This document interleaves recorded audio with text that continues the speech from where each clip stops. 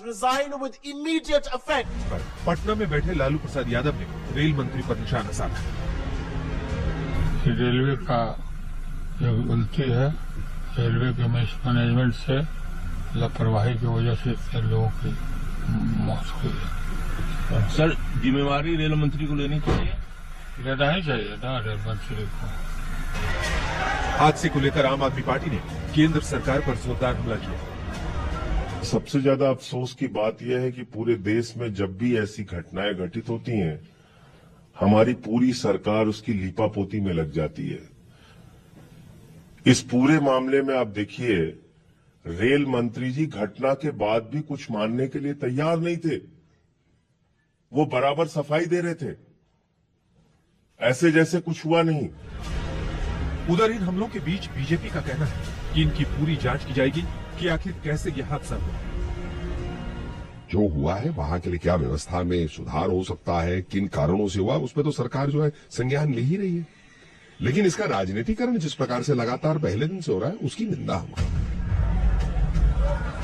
महाकुंभ को लेकर ये दूसरा बड़ा हादसा है। एक हादसा तो 28-29 जनवरी की रात को महाकुंभ क्षेत्र में हुआ। उस समय भगदड़ में 30 लोगों की जान चली गई थी।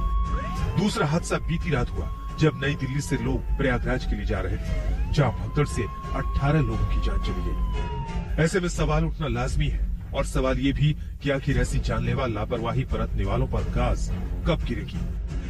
भगदड़ में अपनों को गंवाने वालों को इंसाफ कब मिलेगा। दिल्ली से अंजना ओमकर। दिल्ली हादसे के बाद एक तरफ जहां स्टेशन और ट्रेनों पर इंतजामों को लेकर सवाल उठ रहे हैं, वहीं दूसरी ओर अभी भी देश भर के स्टेशन पर भारी भीड़ है। अभी भी महाकुंभ 9 और दिन चलने वाला है, लेकिन भीड़ कम ही नहीं हो रही। तक की टीम ने देश के अलग अलग स्टेशन पर जाकर पड़ताल की।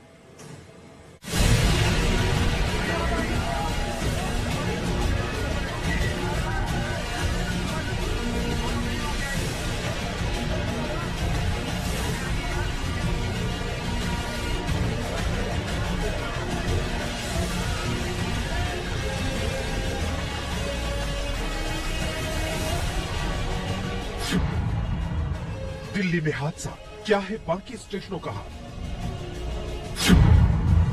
प्रयागराज के लिए उमड़ी भीड़ का बाकी जगह क्या हाल। प्रयागराज जाने के लिए उमड़ रही लाखों की भीड़ से देश भर के सैकड़ों स्टेशन भरे पड़े हैं। हर ट्रेन में जितनी सीट है, उससे कई गुना ज्यादा श्रद्धालु सफर करने के लिए किसी भी तरह उसमें घुस जाने की जंग लड़ रहे हैं। रिजर्वेशन है तो ठीक, नहीं है तो भी जुगाड़ की कोशिश करने वालों की भीड़ से स्टेशनों का बुरा हाल है। कोई खिड़कियों पर लगे शीशे तोड़ रहा है, तो कोई इमरजेंसी विंडो से ही घुसने की कोशिश कर रहा है। दिल्ली हादसे के बाद आज तक को देखा, परखा और जानने की कोशिश की कि इंतजाम में कहां कमी है और कितना दुरुस्त हुआ है सिस्टम। नई दिल्ली स्टेशन पर हुए हादसे से सबसे ज्यादा असर अगर किसी स्टेशन पर हुआ है तो वो है प्रयागराज। हादसे के बाद प्रयागराज से दिल्ली जाने वाली कुछ ट्रेनों को निरस्त कर दिया गया। जो श्रद्धालु शनिवार को स्नान करने आए थे और रविवार को उनका वापसी का रिजर्वेशन था, उनको सुबह ही ट्रेन कैंसिल होने के मैसेज आने शुरू हो गए। अब दिक्कत वापस दिल्ली पहुंचने की, क्योंकि बसों में भीड़ भी ज्यादा है, किराया भी ज्यादा है और वक्त भी ज्यादा लग रहा है। हालांकि रेलवे प्रशासन का दावा है कि स्टेशन पर भीड़ नियंत्रित करने के लिए पहले से इंतजाम किए जा चुके हैं।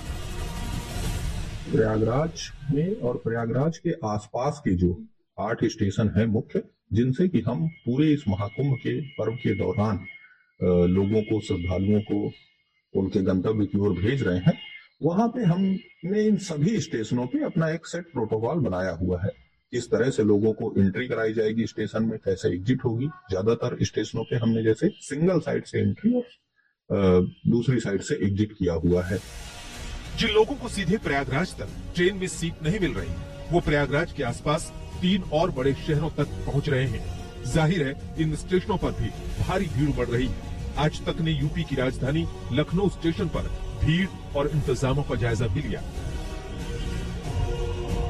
क्या क्राउड मैनेजमेंट के लिए आप लोगों ने स्कीम किया है, किस तरीके से, क्योंकि जो स्टैम्पेड की घटना हुई है वो ऐसी ना हो, अनहोनी इस तरीके की क्या क्या हम लोग पूरा कोशिश कर रहे हैं कि हम ऑन डिमांड और शेड्यूल जो स्पेशल ट्रेनें हैं बिल्कुल सही समय से चले। जैसा आप देख रहे हैं कि क्राउड हम लोग कंट्रोल करने के लिए हमारा पूरा